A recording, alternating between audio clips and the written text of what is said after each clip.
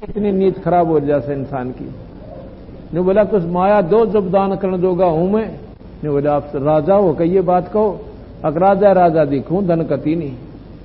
ने बोला ये किताब रखे हैं। ने बोला ये तो वो हैं कोयले दर रखे इनमें। ने बोला अच्छा बेटा जिसी तेरी नीयत से उसे हो जाएंगे।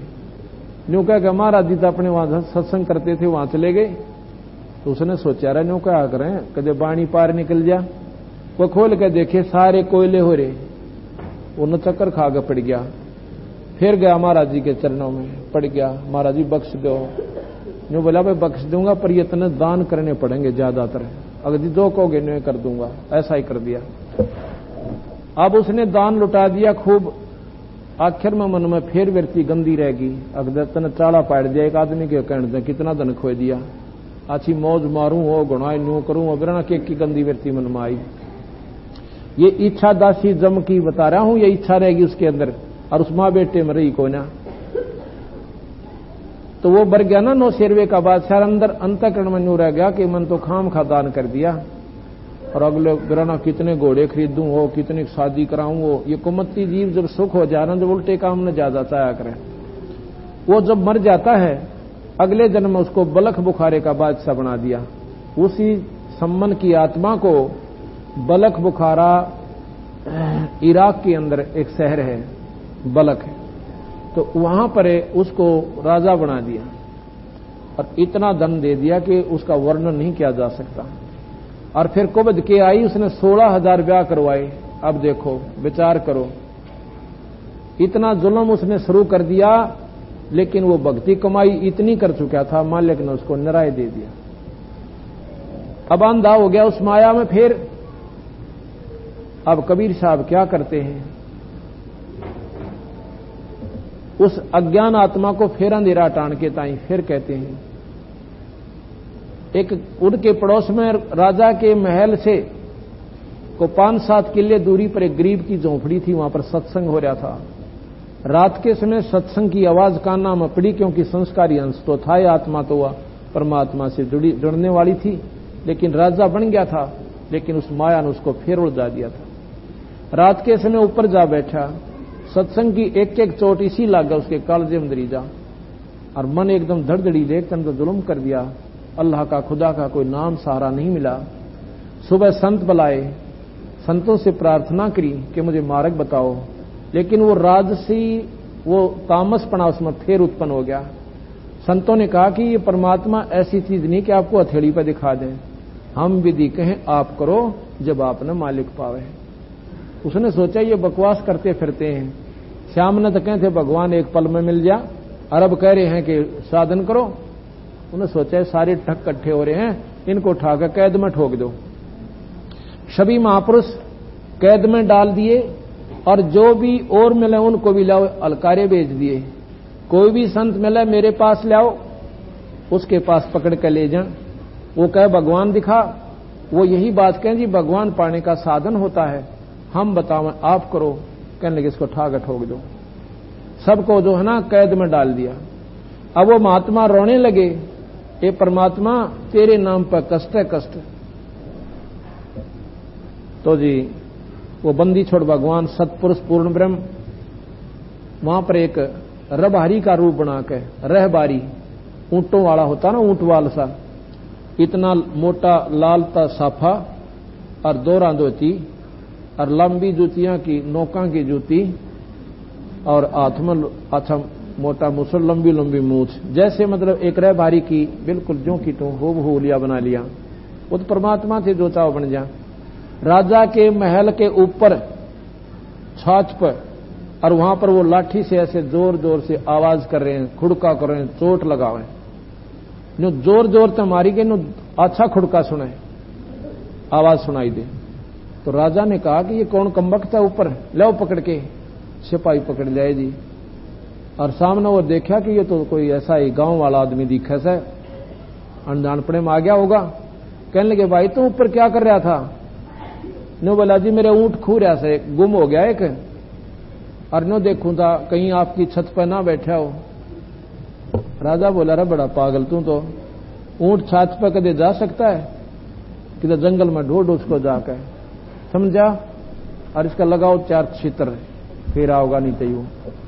महाराज जी कहने लगे भाई एक बात बता, चलो छितर तो ला लिए, पहला मेरी सुनते ले, कहां सुनाओ। जिस प्रकार ऊंट महल के ऊपर क्वाइट इम्पॉसिबल, अति असंभव है, नहीं चढ़ सकता, इसी प्रकार इन बकवाद्या में भगवान ना मिले तुम्हें। जैसे जंगल में ऊंट मिले ऐसे संतों में परमात्मा होता है, वो तने कैद में ठोक रखे बावड़ी बूझ न्यू कह अंतर ध्यान हो गए, दिखाई कौन दिया। अले भाई इतना सुनते ही राजा का तो कांपनी छूट गई, इतना भी उत्साह अपना क्यों तो कोई फरिश्ता था, अतन तो चाला पाट दिया, जाडा चढ़ गया, बुखार बन गया, जाड़े लुआए, दवाई ली, दवाई कोई काम नहीं करे, फिर मौलवी बुलाए, तबीज बंधवा दिया, अब इसको ऊपर की फेट लागी, ठीक हो जाएगा। नो ना मेरा भगवान का झटका था, यो ऊपर की फीट तबीज बंधवा दिया। अब के कर तबीज परमात्मा के आगे। वहां से बंदी छोड़ने के करा, क्या किया आगे चल के, जहां पर वो सभी संत कैद कर रखे थे ना, उस कैद में पहुंच गए और कहने लगा भैया मेरी भी सजा सुना दी तुम्हारे राजा ने, और मुझे भी यहां जगह बताओ। आजा भैया ये चक्की खाली पड़ी है, इसको तू लग जा, क्यों वो सारों को चक्की पीसण की सजा दे रखी थी कि फौज का तो आटा बन जाए, इनकी बुद्धि ठिकाना आ जाए। तो वो जी सारे लाग रहे पीसण, महात्मा रो और पीसने का अच्छी फंसिया। तो कबीर साहब कहने लगे भैया एक बात करो, देखो ऐसा जुल्म मत करो हमारे संग में, ठीक है हम कैद हो गए बिना कसूर के हैं, एक काम कर लो, चाहे तो तुम गला डालो हम पिसाई करें, या तुम पीसो हम गला डालें, दोनों काम हम नहीं करेंगे, कति सटराई कर देंगे।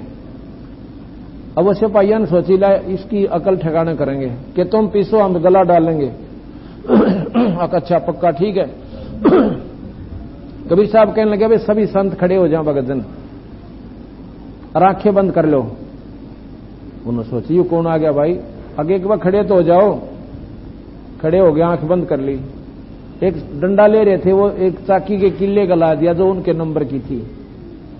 एक वैसे कराया था और खखाट बंद गया चाकी का, और 360 चाकी बताते हैं आपको घूमने लाएगी। न्यू बोला वह पीस लो जितना चाहिए, और ये डटी भी ना डटे, थरान भी खत्म हो जाएगा पर ये नहीं बंद होंगी।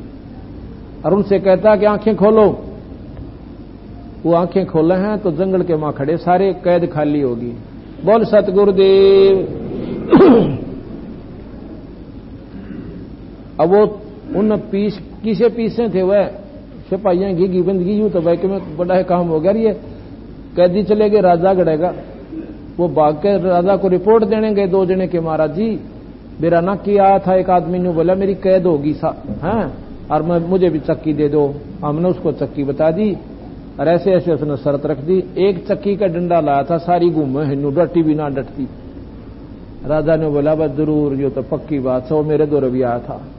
वहां जाकर देख रहे हैं तो चक्कियां अपट खखाट ठारी हैं, खखाट उठ रहा, कति वो पीसना पैसना ही भूल गए।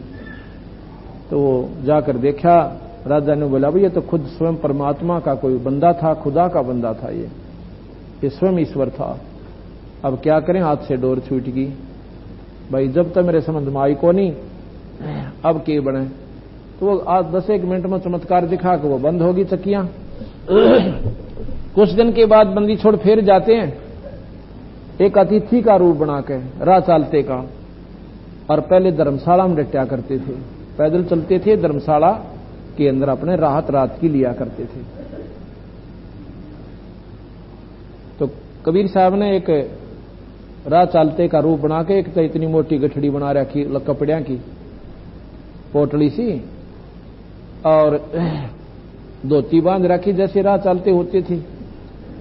राजा के महल में राज दरबार में जाकर खड़े हो गए, क्यों उनमें शक्ति थी, पहरेदार दिखे को ना, अर्जुन जैसे वहां से आते दिखे। राजा ने जब दिखे, जब कति यहां लिए,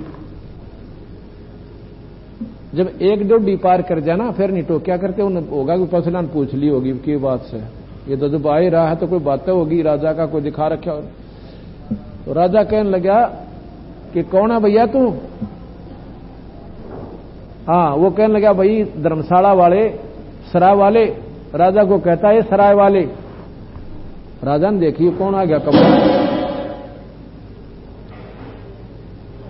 कि मुझे तेरी सराय में एक कमरा दे दे, मैं रात चलता हूं, रात काटूंगा, सवेरे चला जाऊंगा, इसका किराया बता दे, मैंने कमरा बता जल्दी सी।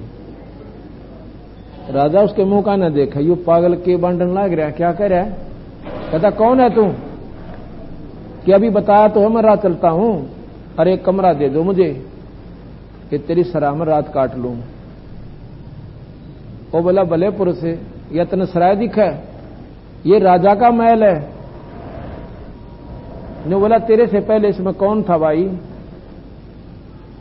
अक मेरा बाप था, और उससे पहले कौन था? मेरा दादा, उससे पहले परदादा। कहां गए वो सारे? कि वो तो अल्लाह खुदा को प्यारे हुई। तू कितने दिन रहेगा भले पुरुष इसमें? जब अपने मरण का नंबर आवा है ना, जब की बंदा है हूं तो सारा देश मर जाइयो, कोई आंट नहीं पड़ती। जब आए पसीने कहा जी एक दिन जाना तो हमें भी पड़ेगा।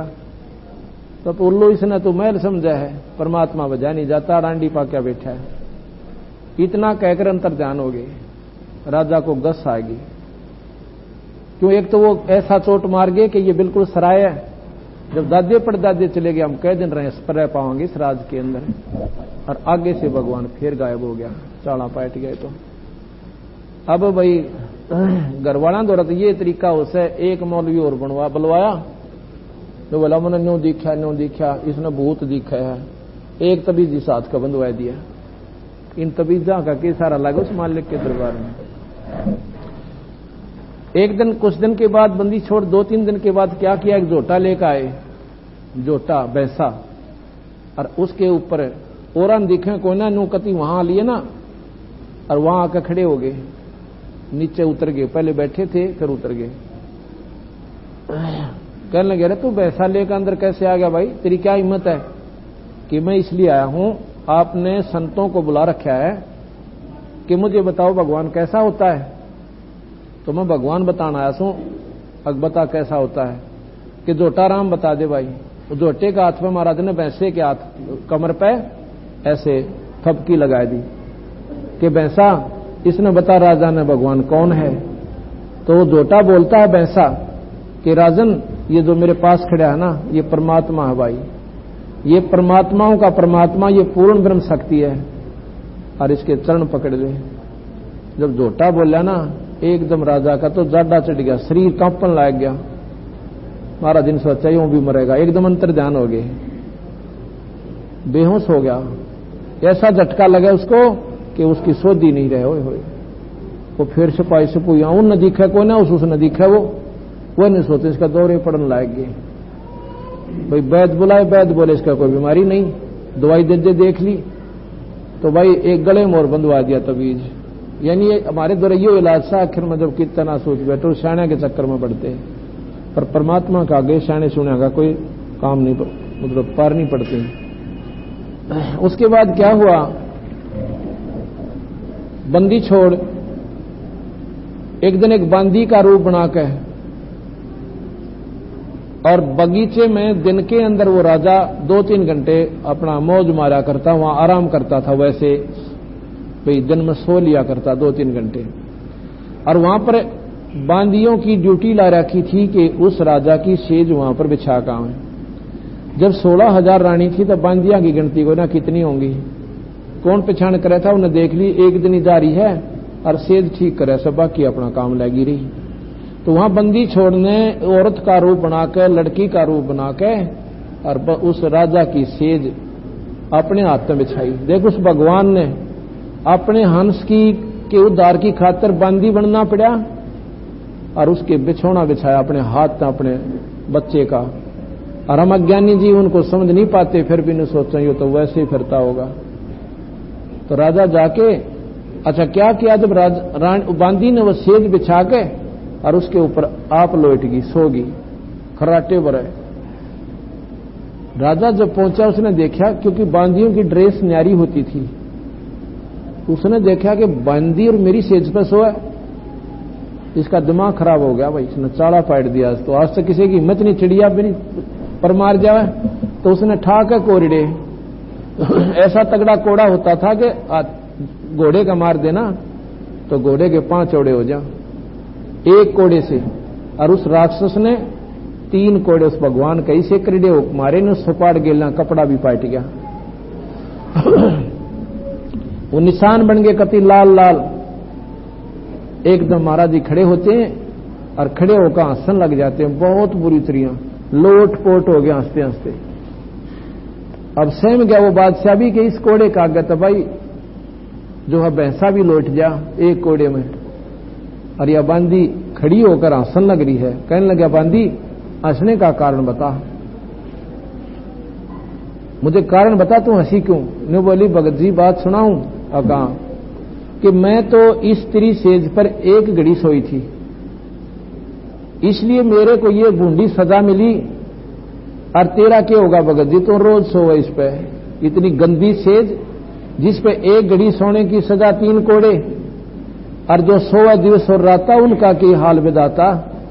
मैं तो एक घड़ी सेजा सोई और तात मेरा यू हाल हुई। मैं न्यू आंसू सू न्यू कह के अंतर जान हो गए, दिखे को नहीं परमात्मा थे। अब भाई वहां पर फिर उसको गस आएगी, फिर लाओ ठाकर न्यू कहीं इसका तो दौरे पड़न लाएगी। उन दिखा को नहीं कुछ भी कहो आगे जी। अब न्यू इधर उधर से इकट्ठे हुए, भाई की बने इसका दवाई इसके लगे ना। और ये बांडन लाग रहने का मुझे ऐसा दिखा था, मुझे ऐसे दिखाई देता है। तो मंत्री ने बोले राजन ये बात है, औरत आरत बताया करें, मैंने न्यू दिखा वो डरपोक्सी होया करें। और तुम मर्द होकर और राजा होकर औरतां तुम्हें गया गुजरा। ने बोला भाई जिसका लागा हो जाने, तुमने के वेरा बातां का। अच्छा जी। तो रानियों ने सोचा कि ये तो बात बिगड़ेगी, कहता घर छोड़ेगा, ये तो बड़ी बड़ी बात बताने लग गया, घर में क्या रखा है, ये तो 2 दिन का खेल है, ऐसे ऐसे करने लग गया। उनको चिंता होगी कि कहीं फकीर ना बन जावे। तो राजा से कहा और दूसरे मंत्रियों से कहा कि ऐसे करो, इनको शिकार खेलने ले जाओ। हाँ, इसका मन बैल जागा, इसका मन दूसरी तरफ लग जाएगा। अब वो राजा भी साथ चला जाता शिकार खेलने के लिए। दोपहर होगी, कोई शिकार उनको नहीं मिला। आखिर में एक हिरण आया और राजा ने कह दिया कि जिसके पास से हिरण जाएगा उससे ले लूंगा। अगर राजा बिना शिकार के वापस जावा तो अपनी तौहीन समझता है। तो उसने वो हिरण ने, वो खेल था साहिब का, राजा के घोड़े तले का निकल गए और डांक ठोक दी। अब राजा शर्मिंदा कहे किसने आप पर भाग लिया उसके पीछे।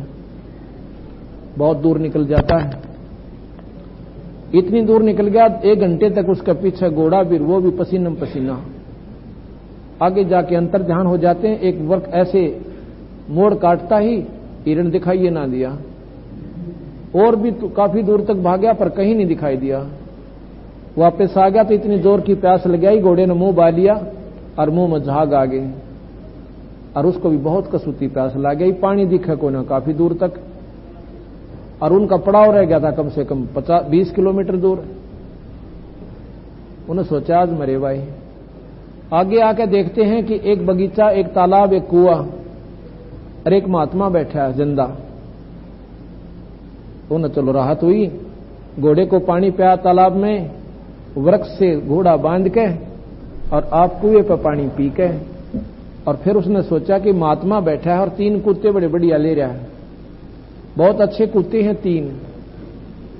उन्हें सोचा 2 कुत्ते इसे ले चलता हूं, राजमहल में रखूंगा, क्या करेगा बाबा जी 3-3 कुत्तियां का। जाके नमस्कार करके बैठ जाता है, सलाम करके।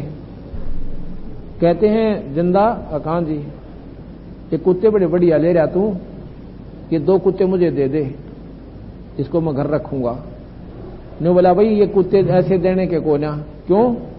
क्योंकि ये बलख बुखारा का बादशाह ना जो यहाँ पर राज करता है। कहाँ? तो ये उसका बाप है, ये उसका दादा, ये उसका परदादा। ये उल्लू के पट्टे जब तक मानने को ना मैं क्या करता है इनको भाई 2 घड़ी भगवान ने याद किया करो। अरे भी न रोज गड़ूंगा बांध के। और या तीसरी बेल है ना, या तीसरी चौथी खाली राख रखी, ये वो राजा ही बैठा है उसके ऊपर गद्दी पे, वो हरामजादा मरेगा और उसको इस कुत्ता बनेगा, इसका बांध दूंगा और इन न्यू गड़ा करूंगा। वह खाली बेल उनका इसी जोर जोर से मारी कुत्ता गए, वो बूंदी तरिया चला। अब राजा का किसे कुत्ते चावा था, पैरा में पड़ गया, अकले आज तो जान नहीं देता हूं। कति कसूती तरिया पैर पकड़ के और मुट्ठी बीच ली और 1 घंटे तक रोया, ये परवरदिगार जान बख्श दो, आपका बच्चा हूं मालिक, मुझे बख्श दो। जब आंख खुली ना 1 घंटे के बाद रो लिया, मुठी मुठी भीतरी उड़ा, कुछ भी कोई ना कुआ, ना तालाब, ना पानी, ना कुत्ते, ना महात्मा। अब इसने सोपन कहे तो नहीं, क्योंकि पेट भरा पानी से, और कुएं उसके घोड़े के पैर गिले बताई। बस उस दिन पातशाह उसकी कति जुबान पर मेख लागी, बोले कोई ना, आकाश तो भाई क्या बात बिगड़ेगी, इब तक घर छोड़ना पड़ेगा। अड़त ये करण कौन निंदे 36 मुंह चपटे हैं, मेरी बात सुन दे, कोई नहीं अपनी अपनी गांव का झूठ बोला, किसने देखा, हमने ना दिखता। घर ना आ गया, किसी से तो नहीं बोला, फौज में आ गया और चल पड़ा, किसी से नहीं बोला। वह फौज गिल होली तो, क्योंकि वापस शिकार खेलने गए थे 50-60 सैनिक, मंत्री भी पीछे पीछे, किसी से कोई हाँक ना कुछ नहीं कहे, घर न आ गया। तो रानियों से कहने लगे जाकर मंत्री के युद्ध आज फिर गुमसुम हो गया, की बात हुई कि क्या हुआ, कि पता नहीं, वो अकेला किता हिरण के पीछे भाग गया था और वापस आ। हमने तो यो कति बोल बंद होया पाया इसका, कति नहीं बोलता, हम पच लिए, नमस्कार कर लिए, आदेश पूछ लिया, कुछ नहीं कहता। रानी बोली बड़ा चाड़ा पाट्या। तो वो फिर महल में ऐसे उसके चारों तरफ नमस्कार करके खड़े हो गए, रानी भी, पटरानी भी, सारे वो मंत्री भी हाथ जोड़ के कहते हैं, महाराज जी, हे राजन, जब राजा होकर आप ऐसी ओछी बात करोगे, ऐसी बुजदिली की बात करोगे, तो सैनिक क्या करेंगे। इतने में वो बात कर ही रहे थे और वो कहते हैं, महाराज जी, जब हमने ना दिखता वैसा चीज हमें दिखाई दे, जब माने। इतने में कुत्ता आ गया और उस कुत्ते के सिर में कीड़े पड़ रहे, इतना जख्म हो रहा है सिर के अंदर। और आकर अब्राहिम सुल्तान अदम के सामने, उस राजा के सामने मुंह रख कर कहता, अब्राहिम, मैं फलानी नगरी का राजा था और जितने जुल्म करे भाई ये मेरे साथ से देख ले, ये देख अपने कर्मान भोग रहा हूं, और फलाने राजा के साथ लड़ाई में मारा गया था। अब उसका उसने पूर्ण जानकारी थी, और जितने खोटे करे ये कर्म देख बिरा, तेरे 16 दिन से जब बचा धंधा हो तो बच जा, न्यू कहकर उल्टा कका था गया। अब वो राजा कहता, देखो अब दिखा तुझे, और कहने लगा, निकल जाओ यहां से। कमरे से सबको बाहर काट दिया और कवाड़ बंद कर लिए। जब सारी रात ने पढ़कर सो गए, घर छोड़कर चल पड़ा। आगे बंदी छोड़ कबीर साहब मिलते हैं, कहते हैं, इब्राहिम, मैंने न्यू नहीं कहा था तो घर छोड़ के आ जा, अपने विकार त्याग और मोह ममता हटा दे और जा वापस राज कर और ये नाम जप। ने बोला, जी को ना जानता, बालक सियाने हो रहे और कर लेंगे अपना राज, मैं तो जानता को नहीं, आपकी मौज, मारो चाहे छोड़ो। तो ठीक है भाई, भगवान बदले। इस प्रकार उस जीवात्मा को बंदी छोड़ने 3रे दिन में जाकर और इस अड़ंगे मत हटा के जब उसको निर्मल करके सतलोक भेज दिया। अब ये भगवान कबीर साहब पूर्ण परमात्मा सतपुरुष है। अब जैसे भगवान कृष्ण ने ताम्रध्वज को मारा का लड़का, मोरध्वज का लड़का जीवित करवाया, ताम्रध्वज, अब इस भगवान के आपको मैं 4 प्रमाण तो अभी दूंगा जीवित करने के। एक समय सिकंदर लोधी के पास मुसलमान इकट्ठे होकर गए, कहने लगे, जी वो कबीर है ना, जुलाहा, वो बहुत नीच बात करता है। क्या करता है कि कहता है मुसलमान धर्म की साधना गलत है, जो तुम बकरीद मनाते हो, जो तुम गऊ खाते हो, ये बहुत नीच कर्म होता है। उसने तो महाराज जी हमारा दीन भ्रष्ट कर दिया, वो तो पापी जीव है, वो हमें मांस खाने से मना करता है, यानी अपने प्रसाद लेते हैं, हम कोई मांस थोड़ा ही खाते हैं, हम तो कलमा पढ़ के उसको पवित्र कर देते हैं, उस बकरे की रूह को स्वर्ग भेज देते हैं। बढ़ाने लाग रहे उस राजा ने। तो कभी उस राजा ने सोची, भाई लाओ पकड़ के उसको, ऐसा निकम्मा आदमी और हमारे मजहब की तौहीन करता है। तो कबीर साहब को पकड़ के कहते हैं 10 सिपाही गए पकड़ने के लिए, एक आदमी को, एक व्यक्ति को। तो महाराज राजा के सामने लाकर खड़ा कर दिया।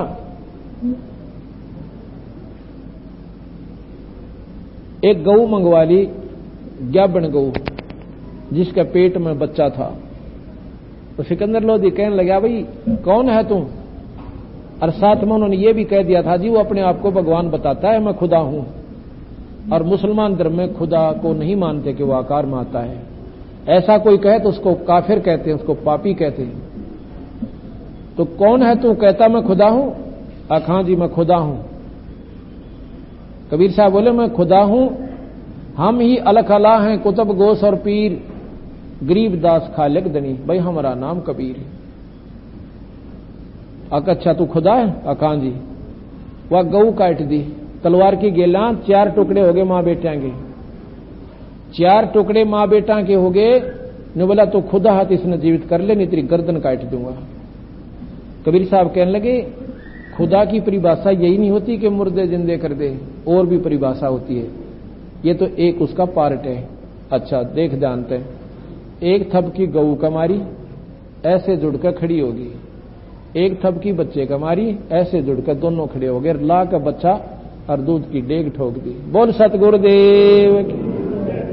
कबीर साहब कहे गऊ हमारी अम्मा है, इस पर छुरी मत बा, गरीबदास की दूध नहीं है, सब ही आत्म खा, या सब की मांस है।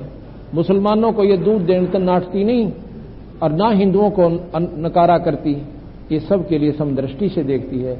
और इसके मांस ने खाकर तुम और इस जीव को नष्ट करते हो, हत्या करते हो, इसके पापी होते हो।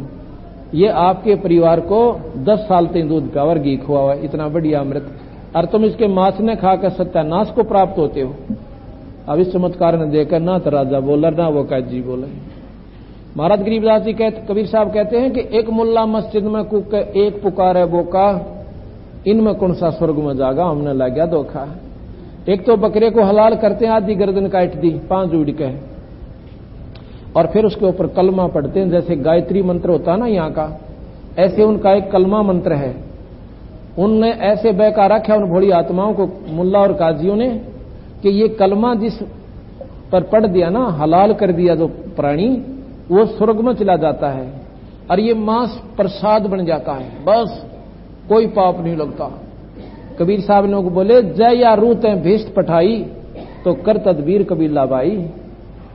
बकरे न तो स्वर्ग और एक पलाट पर रोड़ा मचा दे, हाँ मेरा सा, और स्वर्ग की खातिर बकरा खातिर खाली छोड़ दिया बेस्त को।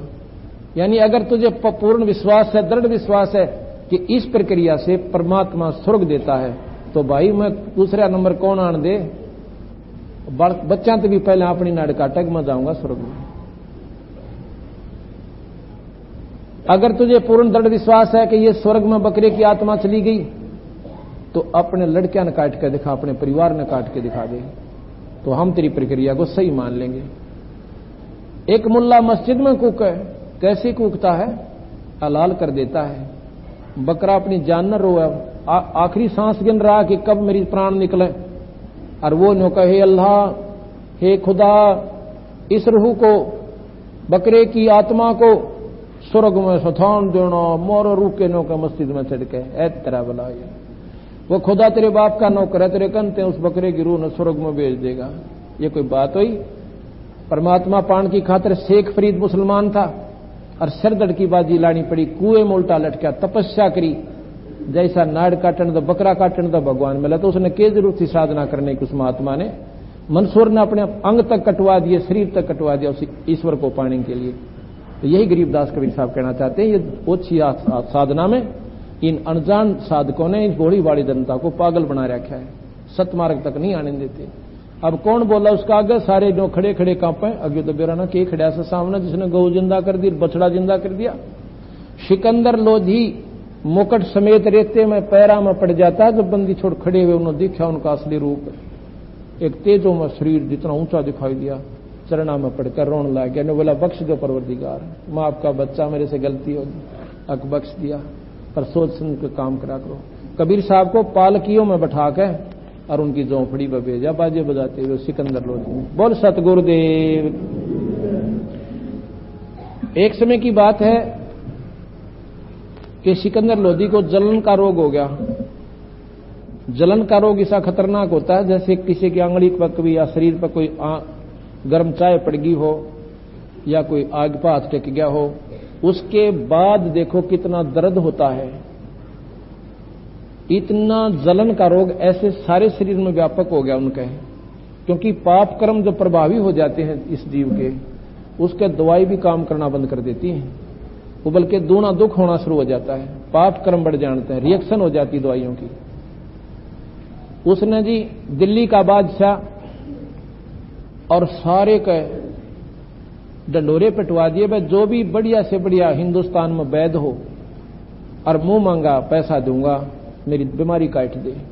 ऐसे ऐसे बढ़िया वैद्य आए, उन्होंने ऐसी दवाई दी महाराज जी, इस रोग की इससे उत्तम कोई दवाई नहीं है, ये जलती आग ने भी बुझा दे और आपका तो शरीर में दिखती भी कोई ना, पर यह आग बुझ नहीं रही इस दवाई से। उन्होंने यही सलाह दी, कोई आध्यात्मिक मार्ग अपनाओ। जब ये दवाइयों से आदमी छक लिया तो संतों के पास जाता है कि कोई आध्यात्मिक मार्ग अपनाओ, कोई साधु संतों से मिलो ताकि तेरे ये पाप कट जाए। पाप कटे बिना कर्म कटे ना, दवाई के काम करेगी वहां जब पाप प्रभावी हो रहे हैं। तो उसने जी मौलवी बुलाए, उन अपने नरे बकरे और कटवा दिए, वो करवा दी उसकी पूरी काम, जो बाकी कुछ पाप और इकट्ठे रह रहे थे ना करने, वो और बनवा दिए, दूना पाप बढ़ गया। दूनी चिल्ली किलकी मारे चिल्ला रहा है। फिर हिंदू महात्मा बुलाए, वो भी सारे फेल। अब आखिर में वो कहता है कि मेरे कर्म मुझे सेध रे भाई, ये भी इसका कोई इलाज नहीं दिखता। एक दिन किसी ने आके कह दिया जी, काशी के अंदर एक कबीर नाम के संत हैं, उनको भी वो गऊ वाली ये बात याद आई, कई दिन की बात होगी थी, कई वर्षों की। और अच्छा, मैं वहां गया हुआ था एक बार काशी में और मेरे पास शिकायत आई थी। अच्छा, वो महात्मा जिसने वो गऊ जिंदा कर दी थी, कहां जी? तो जी वहां से दिल्ली से काशी जाने के लिए, दिल्ली से काशी लगभग 700 किलोमीटर पड़ती है। अपना खाने का सामान, लंगर, घोड़े, हाथी, पालकी और साथ में चल पड़े, तोबची ताबची अपने साथ लेकर चलते थे। 4-5 दिन में वहां पर पहुंचे। एक व्यक्ति घोड़े पर पहले भेज दिया कि राजा आ रहा है, और वहां का नवाब वीर सिंह बघेला था। उसका पूरा नाम है वीर भानु सिंह बघेल, लेकिन शॉर्ट में महाराज गरीबदास जी उसको वीर सिंह बघेला कहते हैं। उसने जाके संदेशा दे दिया संदेश वाहक कि राजा आ रहा है, उसके लिए राजभवन न्यारा होता जैसे आजकल रेस्ट हाउस है, और राजभवन में उसके रुकने की व्यवस्था कर दी। बादशाह जब राजभवन में पहुंचा है, वीर सिंह बघेला आगे हाथ जोड़कर खड़ा हुआ, क्योंकि वो बादशाह दिल्ली के वो नवाब थे, जैसे मुख्यमंत्री के प्रधानमंत्री के सामने आदर के लिए, सत्कार के लिए आगे मिलता है। बैठ गए और एक मेज के ऊपर खाने के काजू न्यारे, किशमिश न्यारे, फल न्यारे, सेब छूल को न्यारी, और दही, पकौड़े, बड़े, जलेबी, बस मेज ने सजा रखी वीर सिंह ने अपने राजा के स्वागत की खातिर। कहने लगे परवरदिगार भोजन पाओ। ने बोला वीर सिंह, गले में पानी भी नहीं उतरता, ऐसा जुल्म हो रहा मेरे संग में, इतना दुखी हूं आज। क्या हो गया महाराज जी? कि मेरे ऐसी बूंदी बीमारी हो रही है कि बस पूछा मत ना, मैं जानू मेरा कैसे जीवन बीत रहा है। तो इसके बारे में वीर सिंह चुप हो जाता है। कहने लगे वीर सिंह, यहां पर मैंने सुना कोई कबीर नाम का महात्मा है, और मैंने सारा इलाज करा लिया, कहीं लाभ नहीं हो रहा। वीर सिंह ने और बंदी छोड़ का नाम लिया, उसका नाम लेते उनकी आंखों में पानी आ गया वीर सिंह का। कहने लगे हाँ जी, कि कहते हैं वो बहुत अच्छे महात्मा हैं, क्या मेरे दुख न दूर कर देंगे वह? वीर सिंह ने बोला जी वो परमात्मा हैं, अगर उनकी रजा हो जाए वो जो चाव कर सकते हैं, क्योंकि वो पहले से शिष्य महाराज का हो चुका था उनके चमत्कार देख के। तो कहने लगा वीर सिंह, बुला के ला भाई जल्दी से, मेरे दुख दूर हो जाए। अब वीर सिंह कहता महाराज जी जाता हूं, पर एक मेरा अर्ज है छोटी सी। क्या? कि कहते हैं साधु को बुलाया नहीं करते, स्वयं जाना चाहिए। और बुलाने से हो सकता है वो मन में जो सोच लें कि राजा तो भाई अभिमानवश मुझे बुला रहा है।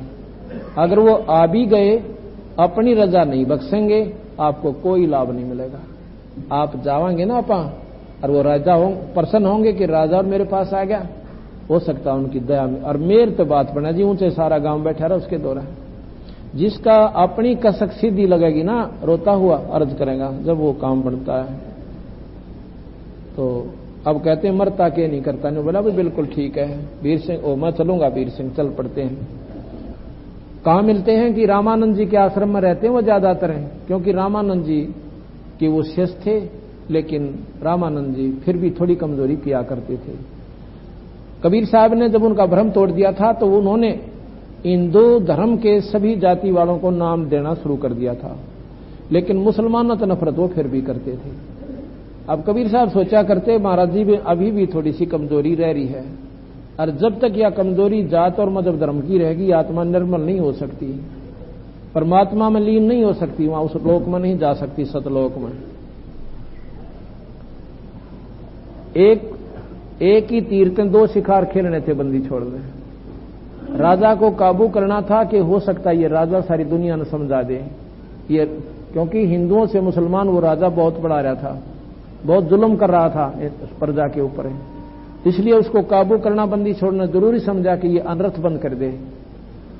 तो राजा जब जाता है वहां पर रामानंद जी के आश्रम में, पता करवाया कि भाई रामानंद जी हैं ना कबीर साहब, तो वो जो सेवक था वहां बता दिया जी कबीर साहब नहीं यहाँ पे। तो उन्होंने सोचा भी कितने महात्मा आवेंगे तो आश्रम में बैठ जाते हैं। संदेशा भिजवाया कि मैं ऐसे ऐसे सिकंदर लोधी दिल्ली से आए हैं और काशी नरेश भी साथ में है, और कबीर साहब से मिलना, हम थोड़ी देर यहां राहत चाहते हैं, बैठ जाएंगे, इतने साहब आएंगे। तो महाराज जी से पूछो। रामानंद जी ने बोले कि इन मुसलमानों की मैं शकल भी नहीं देखा करता, और कह दे यहां पर कोई स्थान नहीं है। ऐसा जाकर के उसने सेवक ने कह दिया कि महाराज जी मना करते हैं कि मुसलमानों को यहां आना मना है। सिकंदर लोधी के में तो चिड़चिड़ा सुबह हो रहा बीमारी तय, और निकाल कर तलवार के दो अन्ना का आदमी राजा के साथ ऐसा व्यवहार कराई, प्रजा के ना केस लोग करता होगा, और जाकर उस सिकंदर लोधी ने रामानंद की गर्दन काट दी। संत महात्मा की 115-16 साल के हो रहे थे, 150 साल की आयु में से छोड़ा था उसने रामानंद जी, 116-20 साल के वो तकरीबन हो चुके थे। तो जी वहां जाकर गर्दन काट दी। वो मारे पाछे फिर सोच दिया कि तू आया था इलाज करवाने खातिर हैं, अरे कबीर साहब अपनी मेहर बख्शनी, और भाई मैंने तो जुल्म कर दिया। वीर सिंह मेरे जैसा नीच आत्मा धरती पे नहीं भाई, देख संत की हत्या और कर दी, देख मेरे कर्म माड़े देख ले तू। अब ऐसी मेरे अंदर से उमंग, ये पाप बड़े हैं मेरे, अरे कबीर साहब मौत बख्शे को, यार मेरा दुखियो अंत नहीं हो सकता। वीर सिंह बोला जी के बताऊं महाराज जी, तो आप जानो क्यों। नरेश के बोला राजा गए, वो मतलब नवाब ने बोला भाई चल ठीक से, मेरे तो खोटे कर्म से, चल वापस चलते हैं। जब जो ही बाहर निकले इतने सामने बंदी छोड़ आने लग रहे कबीर साहब, तो वीर सिंह कहने लगा जी महाराज जी तो ये सामने आ रहे हैं, कबीर साहब है, कबीर साहब है। अब उन्हें सोची अब के बने, कौन से मुंह तो मैं कहूं कि मेरा ऐसे ऐसे हो गया, ऐसे कर दो। तो वीर सिंह के क्यों गुरुदेव थे, वो सीधे उनके चरणों में पड़ गए, लंबा लौट कर नमस्कार किया, दंडवत प्रणाम किया। अब सिकंदर लोधी ने ये सोचा अकीब और कोई चारा कोई ना, वो भी समेत मुकट के रेत में लौट गया, चरणा में पड़ गए। कबीर साहब ने सिकंदर लोधी के कड़मा हाथ लाया, उठ भाई राजा, दिल्ली के बादशाह कैसे आना हो गया। हाथ लानते उनकी बीमारी खत्म होगी। कबीर साहब का सप्रस मात्र से सिकंदर लोधी के जलन का रोग खत्म हो गया। बोल सतगुरुदेव, बंदी छोड़ कबीर साहब। तो कहने लगे भाई कैसे आना हो गया। सिकंदर ने बोले महाराज जी जिस काम के लिए आया था वो तो आपने हाथ लान मात्र तक ठीक कर दिया, मेरे ऐसे ऐसे बहुत भयंकर बीमारी थी और आपके सप्रस मात्र तक ठीक हो गया दाता। पर महाराज जी मैंने एक जुल्म कर दिया, ये बीमारी मेरा फेर लगेगी। अगना फेर क्यों लगेगी? अगना जी फेर लगेगी। कारण बता। अगजी बतान जोगा को नहीं, मैंने ऐसा जुल्म कर दिया, आप मुझे माफ नहीं कर सकते। अक भाई माफ कर दिया। वो तो जानी जान थे, उन्हें तो खेल खेलना था, माफ कर दिया। बता दो तू कड़ा, अगना जी माफ कर दिया भाई, कर दिया कर दिया। और बोल, चैतन्य कुछ भी कर रखा हो माफ। उसने फिर वह सारी कथा बता दी, मेरे से ऐसे ऐसे गुस्से में आपके गुरुदेव का सिर कट गया। कोई बात ना भाई, होनी थी होगी, या तेरे बस की ना किसी और की ना, तो होनार थी होगी। पर एक काम करिए, महात्मा को लकड़ी दिवा के जाना, ऐसे मत जाना, ना दुनिया थूकेगी तुझे। उसने सोची यार कमाल है, भाई महात्मा होते ही साए हो, इनके एक भी गुस्सा नाम की तोड़ी नहीं पड़ी, नहीं तो आग बुबला हो जा और तने यूं कर दूं भस्म कर दूं करा के कहने लग जाता। तो एकदम इतना प्रभावी हो गया उनके एक ही स्वभाव से कि संत होता ऐसा हो भाई। पीछे पीछे वो लिया। आगे जाके देखते हैं कि सिकंदर रामानंद की गर्दन की तपड़ी और धड़ की तपड़िया, नरे नरे कपड़े डाल रखे दोनों उनका ऊपर। जाकर देखते हैं तो कबीर साहब ने क्या किया, अपने गुरुदेव के चरणों की तरफ की चद्दर पकड़ के और कहने लगे साहब उठना, साहब उठना। गुरुजी, ए महाराज जी, सच साहब उठियो, देख संध्या आरती का समय हो गया, ऐसे ऐसे उठियो। तीसरी बार कहा था, वो धड़ वहां से चला, वो सिर और धड़ पर जुड़कर रामानंद जी बैठे हो गए। बोल सतगुरुदेव, बंदी छोड़ कबीर साहब। तो सारी की सारी वहां देखने वाली जितने भी खड़े थे उनके तो हाथ पांव फूल गए कि तो भगवान है कबीर क्या। उसके बाद इस चमत्कार ने देख के वहां एक और प्रकरण है कि रामानंद के जो गर्दन कटी थी, आधा खून बह रहा था, आधा दूध बह रहा था। तो जो उसने सारी बात याद आई कि इसने मेरी गर्दन काटी थी और कबीर साहब ने जीवित कर दिया। रामानंद पूछता है कि कबीर एक बात बता कि ये आधा दूध और आधा खून क्यों निकला? कह तो खून न होता या फिर दूध न होता। कहने लगे महाराज जी, इसलिए निकला कि अभी आधे निर्मल हुए थे। अभी तक आप हिंदुओं को न्यारा समझते थे और मुसलमानों को भिन्न समझते थे। स्वामी जी, नीच आत्मा किसी भी धर्म में हो वो नीच है, और ऊंच आत्मा किसी भी मतलब धर्म जाति में है वो ऊंच है, जो अच्छे काम करे, बुराई ना करे, किसी की आत्मा ना दुखावे, बीड़ी शराब मांस तंबाकू प्रयोग ना करते हो, वो ऊंच आत्मा है और भगवान को बचते हो। और हम मजहब धर्म के का हिसाब लाकर उनको नक्के में और अच्छे कहते हैं, हमारी बुद्धि ठीक नहीं होती। और आज के बाद आपके सारे शरीर में खून होगा, दूध होगा, खून नहीं होगा, क्योंकि आपका अंतःकरण आप समदर्शी हो गया आज से।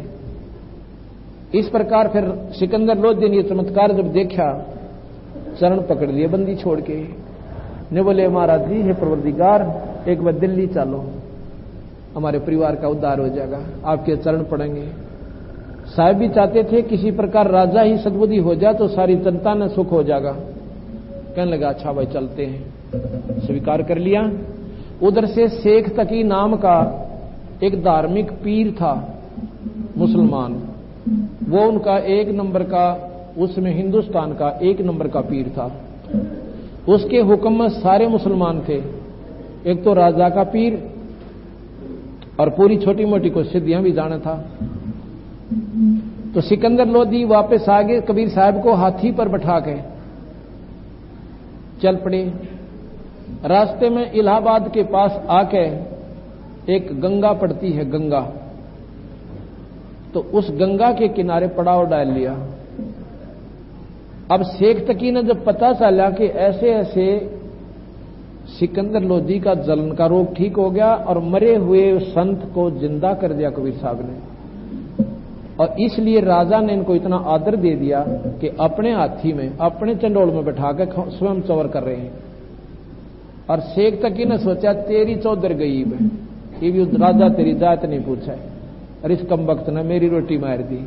अब इसने इसी लीला करूंगा इसके लिए कि यू फेल हो जाएगा, यानी ऐसा इसको झटका दिवाऊंगा, राजा की दृष्टि से इसको गिरवा दूंगा। जब पड़ाव डाला तो सिकंदर लोधी के पास वो शेख तकी अपने डेरे से आकर कहने लगा, सिकंदर लोधी मेरी बात सुनो, राजन अकान जी एक तरफ ले गए। कि आप इस काफर को साथ लेकर आए हो, आपको मालूम है मुसलमानों पर क्या बुरा प्रभाव पड़ेगा और सारे मुसलमान आपसे खिलाफ हो जाएंगे। और राजा डरा दिया उसने। अगर बात तो यानियों की नहीं बनेगी जानते, और इसकी सारे मानने। तो कहने लगा जी क्या करूं फिर, आप बता दो क्या करूं मैं। ने बोला मेरी बात सुने, आपको इसने के जादू कर दिया आपके ऊपर है। कहने लगा जी जादू नहीं कह सकते, मेरी सी बूंदी बीमारी थी और वह ठीक होगी। इतनी गंदी बीमारी थी, मैं जानू मेरे साथ के बीते थी, और मेरी आंखों के सामने इसने एक महात्मा को जीवित कर दिया। कटी मैंने अपनी हाथा नाड़ काटी, गर्दन काटी, और इन्होंने मेरे सामने जीवित कर दिया। ये भगवान सही अल्लाह है। कहने लगे मैं नहीं मानता इन बातों को, मैं जब मानू मेरी आंखों के सामने कुछ करके दिखावे। अकाब के देखना चाहते हो कि यहां कोई मुर्दा आएगा लाश, क्योंकि आती रहती हैं, कई ऐसे हैं लाश को फूकते नहीं और ना गाड़ते, जल प्रवाह कर देते हैं। कहने लगे वो कहता है शेख तकी कि कई बार यहां पर लाश आ जाती है ऐसे मुर्दों की, अगर कोई शव आ गया और ये जिंदा कर देगा तो मैं इसको परमात्मा मान लूंगा, नहीं तो डंडोरा पीट दूंगा, तू झूठ बोलता है, और ये भी झूठ बोलता है। अब राजा ने साहिब से कहा कबीर साहब से जी उस मेरा शेख तकी नूर नू कह रहा महाराज जी मेरा जीना आराम करेगा जाते ही। कबीर साहब ने बोले तू चिंता ना करे, यू काम मेरा है, आप आराम से बैठ जाओ। अब साहब ने वो भी कृपा करी कि एक लाश आई 13 साल के 14 साल के बच्चे की। सिकंदर लोधी एकदम गया सिकंदर लोधी के पास शेख तकी, कहने लगे महाराज राजन के बुला उस कबीर को, और ये मुर्दा आ रहा है इसको जीवित कर दे, मैं मान जाता हूं। ऐसे ऊंचा ऊंचा बोले, सारे के सारे उस किनारे पर खड़े हो जाते हैं, मुर्दा सामने आने की इंतजार करते हैं। तो कबीर साहब कहने लगे शेख तकी पहले तू कोशिश करवाई, कदे पाछे दिन का मैं भी कर देता इसको। तो इसमें सिकंदर लोधी ने मौका मिल गया। हाँ जी बिल्कुल आप करो कोशिश। पहले शेख तकी अपना ला गया, जंतर मंत्र फूं फा करन के था, कुछ भी कोई नहीं, वो बहुत आगे चला गया। तो शेख तकी ने बोला जी ये भी नहीं कर सकता, ये तो चाहता है शेख कबीर कि ये मुर्दा निकल जा, हाथ तर तेरी इज्जत बच जा। कबीर साहब कहने लगे पीर जी आप बैठ जाइए आराम से। बंदी छोड़ खड़े होते हैं और ऐसे इशारा करते उंगली का, वो लाश वापस आ जाती है अप स्ट्रीम में, जिधर से पानी जा रहा था उसके विपरीत, जैसे मोटर वाली किश्ती चलती है, और सामने आकर डट गई। कहने लगे जीवात्मा जहां भी है कबीर हुक्म से इसमें प्रवेश कर और बाहर आ जा। इतना ही कहा था, एकदम ऐसे धड़धड़ी सी उसमें उठी, सारे बंधन टूट गए और वो बच्चा गंगा में खड़ा हो गया जीवित होकर। बोल सतगुरुदेव। वहां से चल के सतगुरु के कदमों में आकर चरण कमला में और दंडवत प्रणाम करता है। सभी देखने वालों ने कहा कमाल कर दिया मालिक, आपने कमाल कर दिया कबीर साहब। तो उस लड़के का नाम कमाल धर दिया और कमाल को अपने साथ अपने बच्चे के रूप में रखा। ये आपको उस लड़के का चित्र दिखाता हूं जिसमें कबीर साहब ने उसको जीवित किया था। एक नहर में बहता जाव था, और ये देखो, ये देखना भैया चित्र लेना, ये सब जा रहा है लड़के का, ये सब जा रहा है,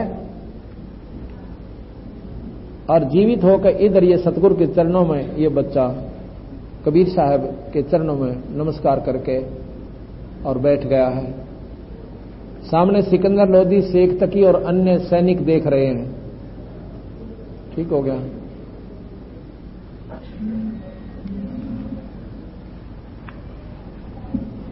इसके बाद क्या हुआ, अब शेख तकी ने तो मतलब हार नहीं मानी अपनी, और तरीका ढूंढा कि इसका कति बेइज्जती करवा के छोड़नी है। राजा से बोला कि राजन बात सुन ले, ये कोई जादूगर दिखा है और ये कोई इस लड़के का सदमा हो रहा था, ये मरा को नहीं था, और ऐसे सदमे में ऐसा समझ लेते मर गया, उसको बहा देते हैं या गाड़ देते हैं, और ये सूत बैठ गया इसका। मैं तो एक परीक्षा और लूंगा और नहीं तो जाकर डडोरा पीटूंगा। अब राजा कुछ ना बोले, के कहो उसके कुकर माथा मारे। घर चले गए, सभी मुसलमानों को इकट्ठे कर ले आ जाते, कहते काफिर को लेके आ गया, ऐसे ऐसे उस हिंदू धर्म को मानने लग गया, दूनी उल्टी ला दी।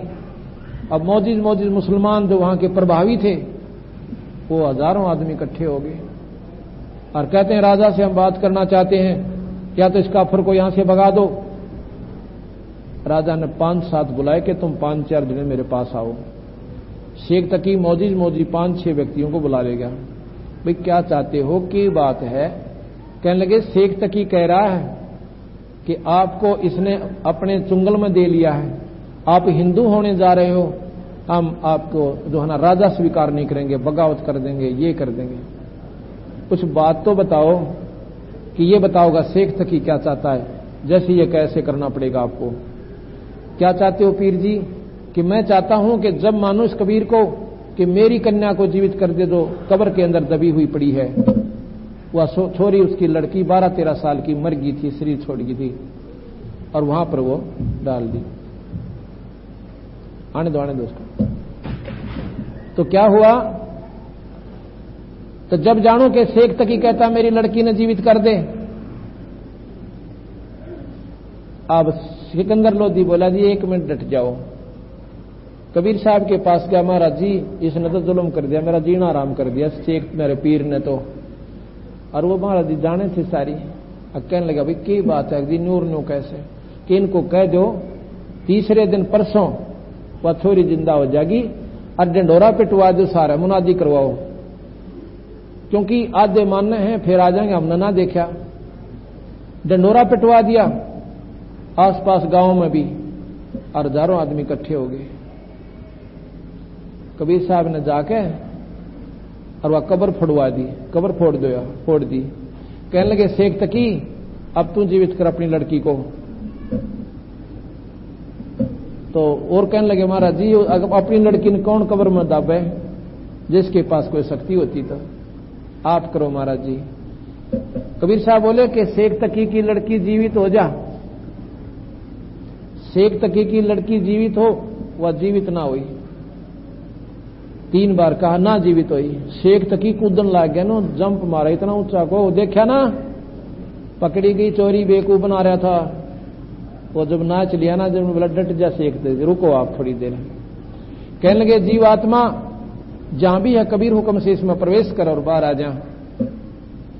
साहब ने इतना ही कहा था, वो सॉरी ऐसे लड़की में एकदम जैसे सर्दी सी लगा करे, सारा शरीर कंपन होती है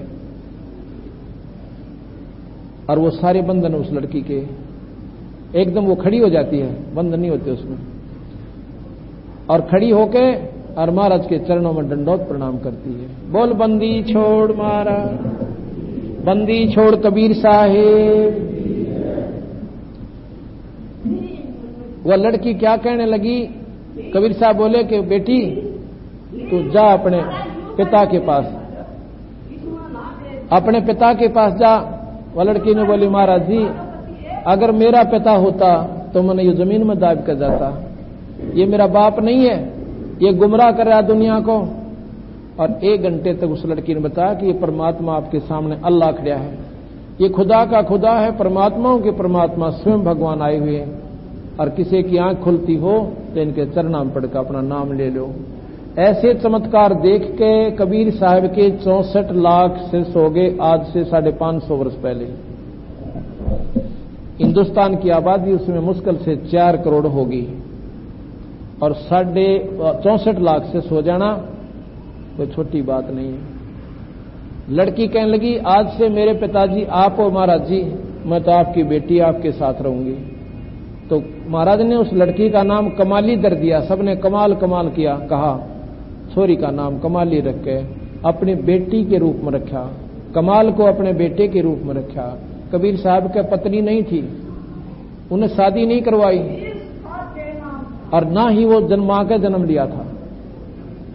इस प्रकार बंदी छोड़ ने यह चमत्कार दिखा कि वहां की जनता को इतना प्रभावी कर दिया और राजा भी बहुत उन पर आश्रित हो गया। बोल सतगुरुदेव। अभी आपने सुना था कि बलक बुखारे में संत कैद किए आके आप छुटवाए कि ना, मैला पे ऊंट मैल सरा के सुन के चक्कर आयक ना, बांदी हो के सेज बिछाई तन तीन कोरडे खाएक ना। तुम नरसे बन गए नार ओडा चीर दरी, तुम कर दो पल में पार हो जा रजा तेरी। मेहर तेरी महाराज जिस पर रजा तेरी।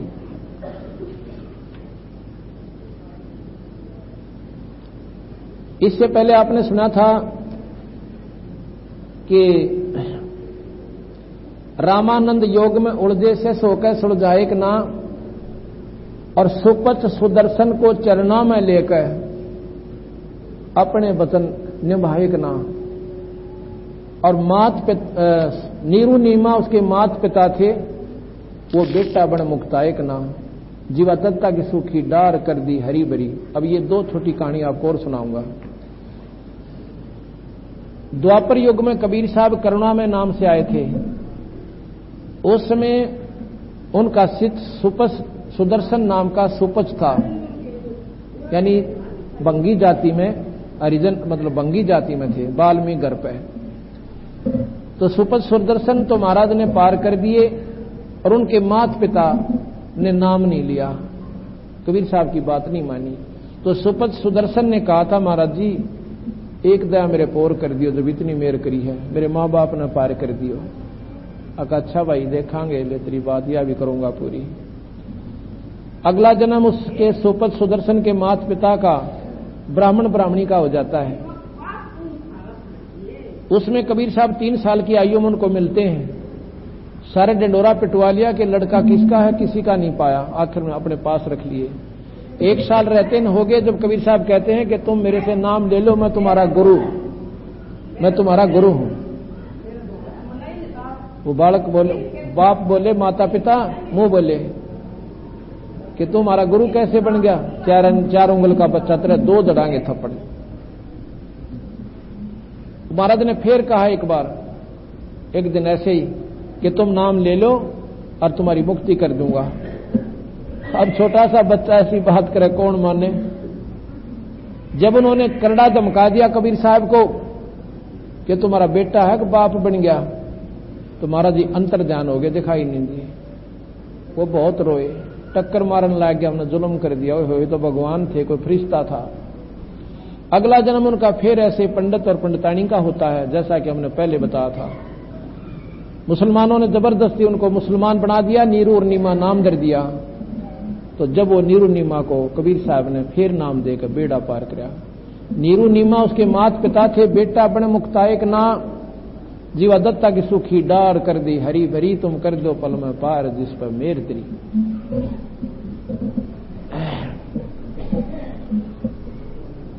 इधर गुजरात के अंदर एक भरूच शहर है, भरूच समुद्र के किनारे पे भरूच, और उससे 12 किलोमीटर की दूरी पर एक मंगलेश्वर गांव है। मंगलेश्वर गांव नर्मदा नदी के ऊपर है, और नर्मदा नदी वहां समुद्र में गिरने से पहले ऐसे 2 हिस्सों में बट जाती है, जैसे पीछे से आ रही हो और मेरी सटेज के दोनों तरफ से घूमकर आगे फिर समुद्र में मिलती हुई एक हो जाती है। ऐसा बीच में एक टापू बना हुआ है। 550 वर्ष पहले वो टापू नहीं था, वो उरला हिस्सा जो मंगलेश्वर गांव की तरफ जो कटाव नदी ने कर दिया, वो पहले नहीं था। वो सारा का सारा हिस्सा एक साइड से नर्मदा नदी बहती थी, उसको शुक्ल तीर्थ कहते थे, शुक्ल तीर्थ। अब वो हम देख का ही आंखा अभी गए थे, 3 तारीख को वहां पहुंचे थे, 3 सितंबर को वहां पर देख कर आए। उससे वहां पर वो जीवा दत्ता नाम के 2 ब्राह्मण भाई रहते थे। उन्होंने ये बात सुन ली थी संतों द्वारा कि मुक्ति होती है पूरे गुरु तय, और पूरे गुरु बिना जीव छुटकारा इंसान का नहीं हो सकता। तो दोनों भाइयों ने सोचा भाई इतना तुम्हारे में ज्ञान कोई ना कि भाई शास्त्रों से जान लें या संत कौन सा अच्छा है कौन सा गलत है, किसका मार्ग ठीक है, न ही ऐसी दिव्यदृष्टि के उनकी भक्ति को देखें। तो क्या तरीका ढूंढें कि हम क्यों कर बात बने कि कैसे पूरे संत का नाम लिया था। और अधूरे संत का नाम ले लिया तो भी पार पड़ा को नहीं, तो मानो शरीर फिर बर्बाद। उन्होंने अपनी कल्पना करके ऐसा एक नियम बनाया कि हम सत्संग करवाएंगे अपने घर पे, साधुओं को बुलाओगे, जो महापुरुष बड़े बड़े मंडलेश्वर हैं जिनके नाम चलें, जो उपदेश अधिकारी हैं उनको घर पर बुलाएंगे और भंडारे करेंगे। उनके चरणों को धोकर और एक सूखे बड़की टहनी पे, एक सूखे बट वृक्ष की सूखी टहनी, कति बिल्कुल जैसे वह बालने योग्य होगी हो, इतनी खड़ंग सूखी, और उसको गमले की तरियां एक पौधा ला करते हैं ऐसे लगा दिया, गमला बनाकर ना, मतलब ऐसे खड्डा सा बनाकर उसमें खड्डा खोद के और जैसे पौधा लगाते हैं और चारों तरफ उसमें पानी डालने के लिए उसकी डोल बना देते हैं। जो भी महापुरुष आवे उसके चरणा न धो के और उसमें डाल दे। अगर ये चरणामृत से जिस महापुरुष से डाली हरी होगी वो हमारा गुरु होगा, उसको पूर्ण गुरु मानेंगे। ऐसा उन्होंने कई वर्षों तक प्रोसीजर, ये प्रक्रिया चालू रखी, पर वो डाली हरी नहीं हुई। सभी महात्मा आके जा लिए, दोनों भाई बैठकर रोने लगे। नो बोले जीवा कहता दत्ता को, कहां भाई, ऐसे गंदे समय पर मनुष्य शरीर मिला कि संत खत्म हो गए पृथ्वी पर, है कोई संत नहीं रहा। अब दत्ता कहने लगा भाई क्या बताओ, हमारे तो माड़े कर्म से जब संत कोई मिला नहीं और इतने महापुरुष जिनकी दुनिया में बोलबाला, और वो आकर चले गए, इब ठिकाना कि ढूंढा भाई। नहीं बोले तो मरना है बाकी है भाई, कहता फिर सूत बैठेगा और कच्चे गुरु तो नाम भी लेने में कोई फायदा नहीं, उलझ कर बैठ जाएंगे। अब बंदी छोड़ने जब देखा ना वो 1 महीने तक ऐसे रोते रहे दोनों भाई। अब बहुत बूढ़े समय में हमें जन्म मिला, पृथ्वी संत रही तो होगी। कबीर साहब वहां से काशी से अंतर्ध्यान होते हैं और वहां शुक्ल तीर्थ में प्रकट हो जाते हैं। उनके जीवा दत्ता के घर के आगे का निकल गए, एक बार तो आगे चले गए। अब जीवा ने देखा कि एक महात्मा गया महाराज जी इधर, भाई जी कहो तो बुला लो। कैसा महात्मा, सिर पर टोपी, दाढ़ी बदी हुई, धोती कुर्ता। ने बोला महात्मा तो ना दिखता कि मैं और सौदा दिखा है, जब ऐसे भी पूछा है तो अगना जीवन तो ऐसा लगे जानू, बहुत प्यारा सा लग गया जब आगे के गया। ने बोला बुला ले एक बार, चल ऐसा करेंगे आते ही पानी चरण धो कर देख लेंगे, जो महात्मा होगा तो आदर दे देंगे, ना रोटी खुआ कर हाथ जोड़ लेंगे। ऐसा ही किया क्योंकि वो दुखी हो लिए थे बेचारे। जब वो वापस आ रहे थे महाराज जी ने, तो वो आना ही उसके लिए था। आगे जाके उनके गांव में, गांव भी सब 50 साली झोपड़ी थी वहां पर, 50-40 ऐसे छोटे छोटे उसमें गांव होते थे। वापस आ रहे थे ना गली मां के, तो जीवा भाग्या गया, कहने लगे महाराज जी आ जाओ एक बार, दास के घर पर चलो।